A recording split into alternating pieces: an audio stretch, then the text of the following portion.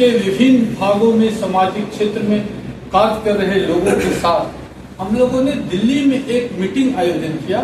उसमें ये हुआ कि चौथे दल की जगह बची हुई है, एक ऐसा दल देश को चाहिए जो भारत परस्त हो और गरीब परस्त भी हो। उस नाम में हम लोगों ने जेहन में आया और हम लोगों ने भारत परस्त गरीब परस्त पार्टी बनाई, जिसका नाम स्वाभिमान पार्टी। और आज स्वाभिमानहीन शून्य देश का नेतृत्व आपके सामने मौजूद है।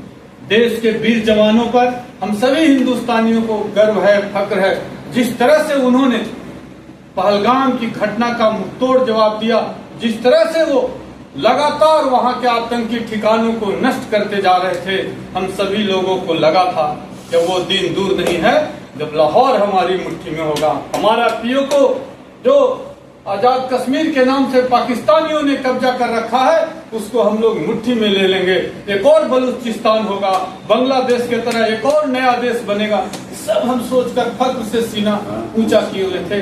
लेकिन 2 दिन होता है और अमेरिका का राष्ट्रपति का ट्वीट आता है और उसके बाद सीज फायर होता है। और हद तो तब होती है जब उस राष्ट्रपति का बयान आता है कि हमने इन दोनों देशों को कहा यदि तुम युद्ध नहीं रोकोगे तो हम आपसे व्यापारिक समझौता रद्द कर लेंगे। क्या केवल व्यापार के नाम पर ये देश चलेगा? क्या हमारे देश का स्वाभिमान को गिरवी रखेंगे? और आज ये जो तिरंगा यात्रा आप देखिए ना, नौटंकी हो रही। हम सब जान रहे थे, देख रहे थे कि सेना के वीर जवान बहादुरी से लड़ रहे थे और 5 से 6 दिन के अंदर हम पाकिस्तान में लाहौर तक पहुंच जाते। लेकिन आज जो तिरंगा यात्रा निकल रही है, आम जनमानस का उससे कोई लेना देना नहीं है। केवल भारतीय जनता पार्टी के कार्यकर्ता, उनके एजेंट वैसे ही निकाल कर घूम रहे हैं, जिंदाबाद जिंदाबाद। एक हो रहा आम जन का कोई देश जब जीतता है ना, उसका विजय का उत्साह एक चरम पर होता है। यदि देश में सफलता अगर सेना को आदेश दिया जाता तो हर भारतीय के घर में तिरंगा लहराता, सब जगह आतिशबाजियां होती और मिठाई बांटा जाता। लेकिन इस तरह से देश में एक ऐसा तथाकथित राष्ट्रवादी पार्टी आ बैठा है, उसको हटाना बहुत जरूरी है।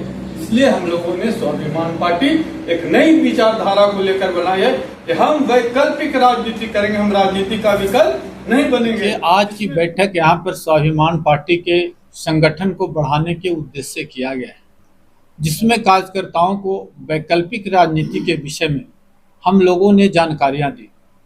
आज के समय में स्थापित राजनीतिक दल सत्ता पाने वाले गिरोह के रूप में काबिज हो चुके हैं और थैली शाहों के थैलियों से ये राजनीतिक दल संचालित हो रहे हैं। ऐसे में ये जरूरी हो गया है कि एक ऐसे दल की स्थापना हो जो राजनीति को मूल्यों व मुद्दों की पटरी पर वापस ला सके। इस हेतु हम सब लोगों ने यहाँ पर उपस्थित होकर कार्यकर्ताओं का विचार जाना है और उन्हें पार्टी की नीतियों के बारे में बताया है। हमारी पार्टी प्रकृति केंद्रित विकास के आधार को मॉडल मानती है, जिसमें जल, जंगल, जमीन, जानवर व जन सबों का परस्पर संपोषण हो, ऐसी नीतियां गढ़ी जाएगी।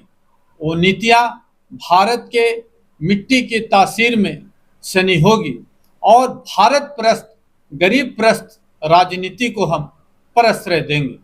जनता उसी को साथ देती है जिसके पास उद्योगपति भी हो, तो कैसे करके जगह बनाइएगा? आपका कहना सही है।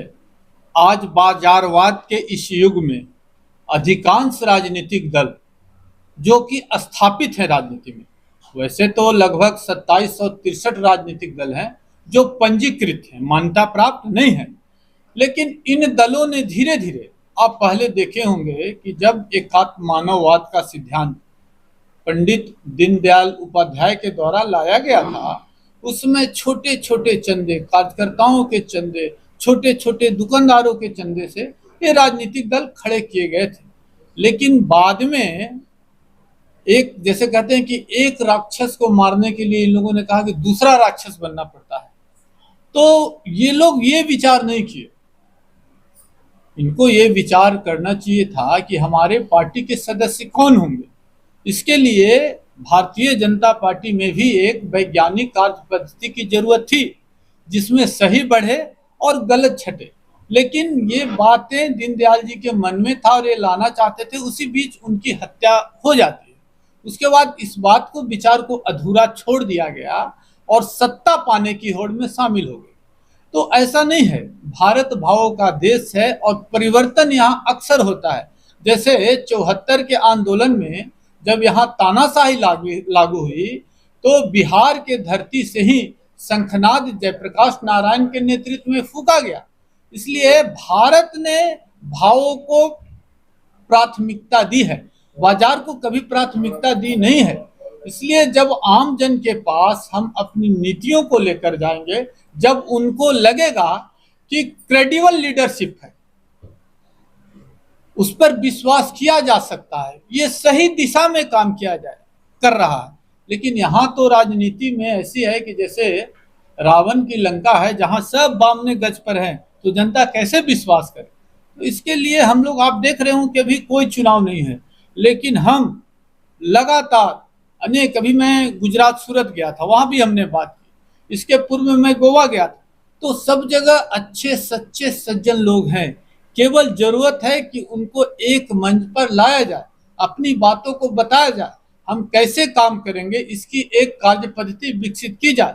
यदि ये काम हो गया तो मुझे विश्वास है, हालांकि ये लंबी लड़ाई है, तुरंत समाप्त होने वाली नहीं है, लेकिन हम लोग मानसिक रूप से तैयार हैं। हमारे यहाँ वैज्ञानिक कार्य पद्धति है पार्टी में, जिसमें सही लोग बढ़ेंगे और गलत लोग छटेंगे। तो हम डोर टू डोर हर घर में जाकर ठकठकाएंगे और अपनी नीतियों को, जिसके केंद्र में प्रकृति केंद्रित विकास होगा, उसको बताएंगे। क्योंकि आप लोगों ने देखा होगा कि कोरोना के समय में लोगों को आवश्यकता ये महसूस हुई कि प्रकृति से खिलवाड़ और छेड़छाड़ करने का क्या परिणाम होता है। झारखंड का भी मौसम देखिए, समय पर देखिए बारिश नहीं होती है, असमय वर्षा होती है, कहीं अनावृष्टि है, कहीं बहुवृष्टि है। तो प्रकृति तय करती है कि उस जगह का, स्थान का विकास कैसे हो। तो उस जगह के भूगोल को ध्यान में रखकर हमारी पार्टियां नीतियां गढ़ेगी, क्योंकि हर जगह की अपनी अपनी अलग अलग समस्याएं हैं। उन केंद्रों पर हम विचार करेंगे और हमारे लिए विकास का मॉडल प्रकृति केंद्रित विकास होगा। जैसे पहले होता था, पहले एक स्टेटस सिंबल में आता था कि किसके घर पर कितने बैल खड़े हैं, कितने गायें बांधी है, इससे उस व्यक्ति का स्टेटस सिंबल नापा जाता था। जैसे आज कितनी लग्जरी गाड़ियां में चलता ये है। तो हम ये नहीं कहते कि आप एकदम पुराने युग में लौट जाए, लेकिन नया युग भी दिखा रहा है कि जो नए इलेक्ट्रिक वाहन आ रहे हैं, जिससे पर्यावरण को कम नुकसान हो रहा, वो धीरे धीरे फिर आप देखेंगे कि आने वाले समय में फिर वो आपकी जरूरत बनते जाएंगे और वही आगे आएगा। तो एक बार यदि ठीक तरीके से बात किया जाए तो फिर से हम समय का जो चक्र है उसको घुमाकर एक जगह पर हम ला सकते हैं, ऐसा मेरा विश्वास है। आपके लिए विकास का पैमाना क्या है? क्या केवल ऊंची इमारतें और चौड़ी सड़कें हमारे लिए विकास का पैमाना होगा क्या?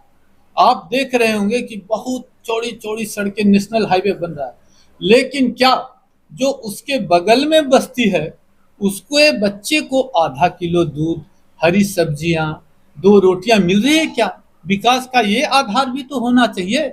और नहीं तो जो आप WHO की बात कर रहे हैं, एक समय ऐसा आएगा और अभी आ रहा है, आप देख रहे होंगे, अमीर और अत्यधिक अमीर होता जा रहा है और गरीब और अत्यधिक गरीब होगा।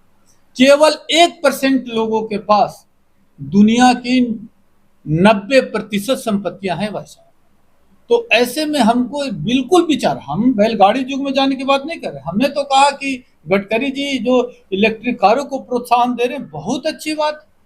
देश में जो आतंक होता था कि आप जा रहे हैं, आज से 10 साल पहले तो लगता था कि आपके कहीं सीट के नीचे तो बम नहीं है, वो कम हुआ है, बहुत अच्छी बात है। लेकिन इस तरह से भारत अगर कहीं ट्रंप के व्यापार के नाम पर सरेंडर करता है, ये तो गलत है। तो हम स्वाभिमानहीन शून्य देश नहीं बनाना चाहते। गांधी जी ने भी इस बात को कहा है।